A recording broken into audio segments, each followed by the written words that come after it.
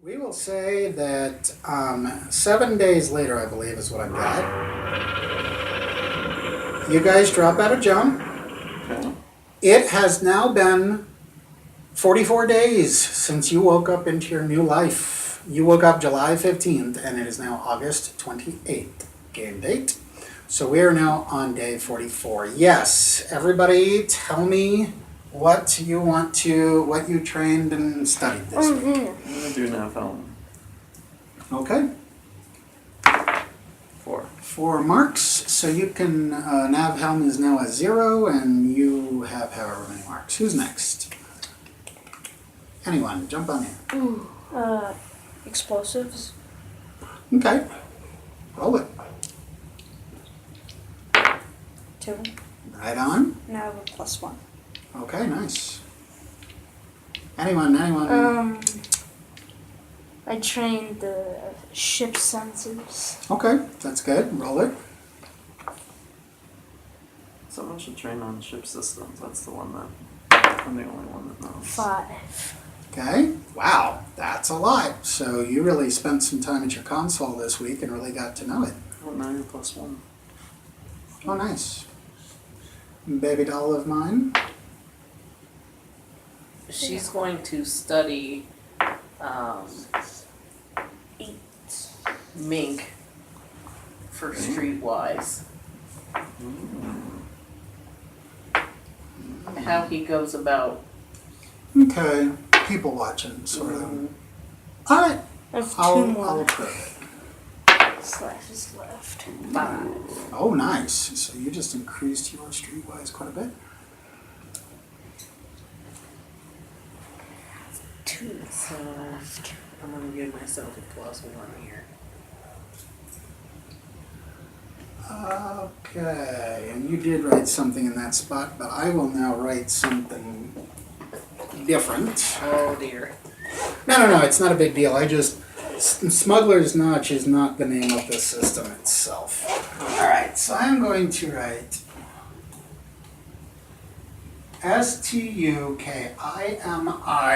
Stukimi is the name of the system where Smuggler's Notch is located.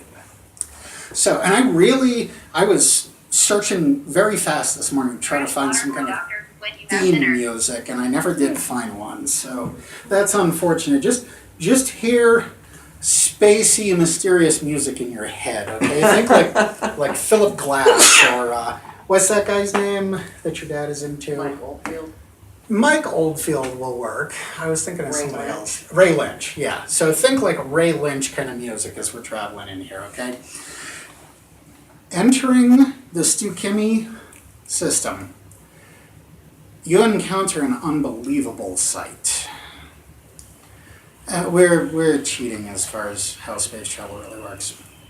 You, as you're getting closer to the planet you're headed for, you pass a planet that it is a paradise of greens and blues, but it's shattered.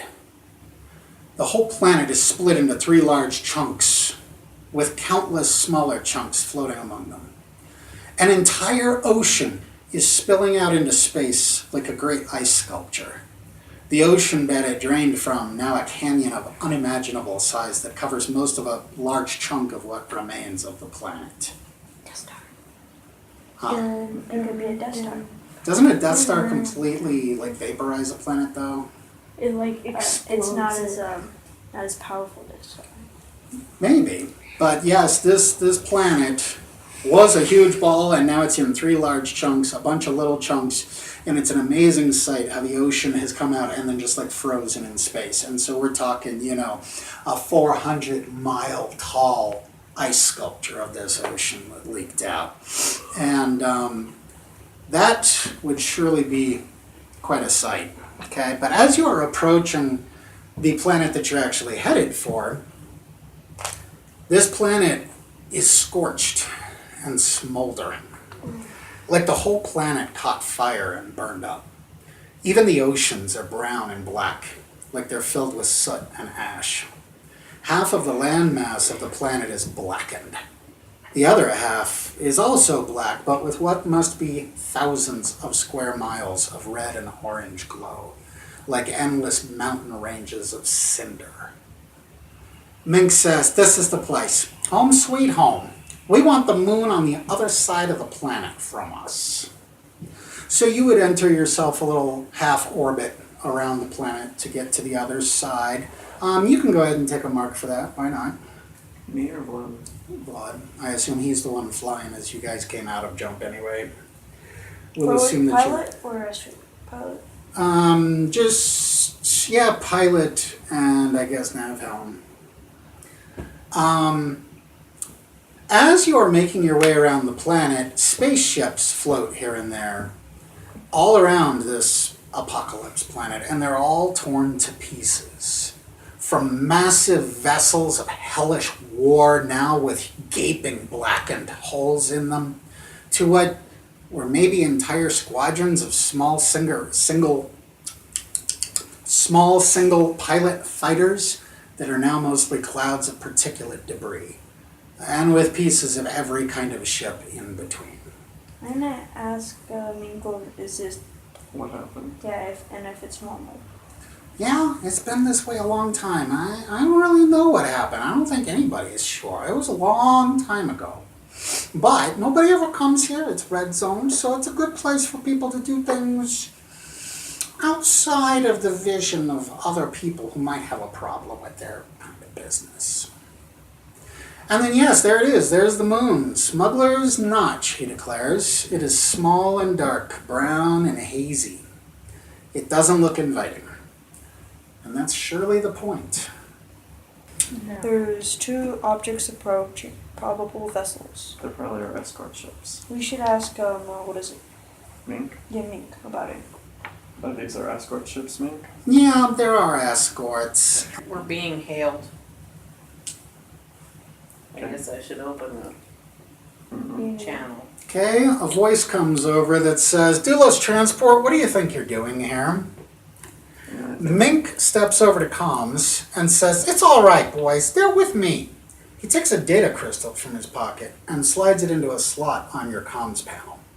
Well, I moment- didn't know that was there. A moment later, the voice comes back, identity confirmed. You understand your responsibility? I do, not a problem. Me and these guys, we go way back. They're bona fide.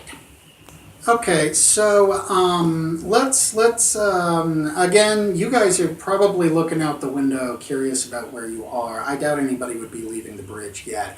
If you are, then I clearly have not described it dramatically enough. Does But Poxa know about this?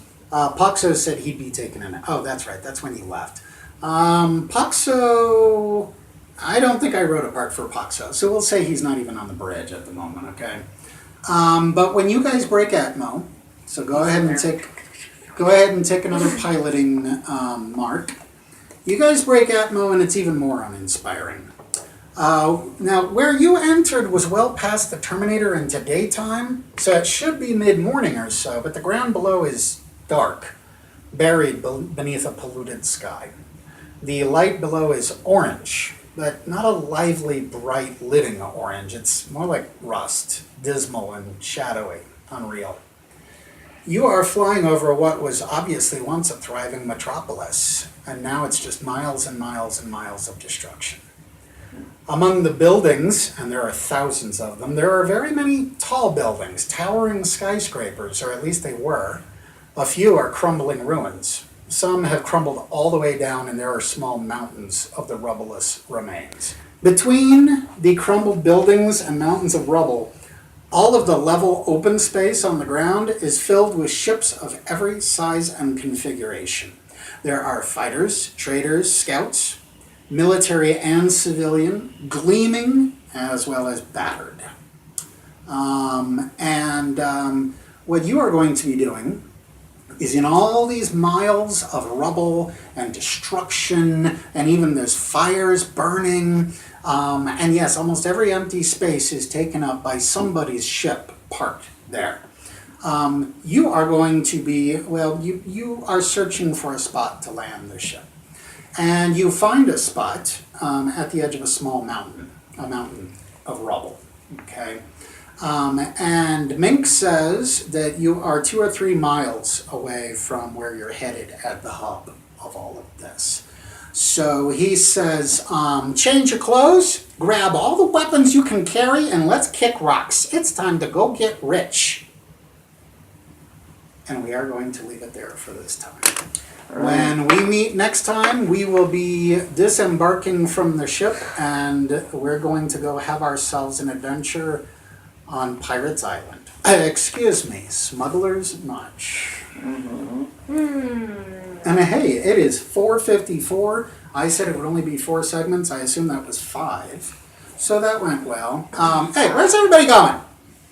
No, I'm I stretching. want to thank every one of you at the table. Boss, you did a lot more chewing than usual, and I appreciate that. Okay? Veronix, you are great. And Bardak, thank you very much.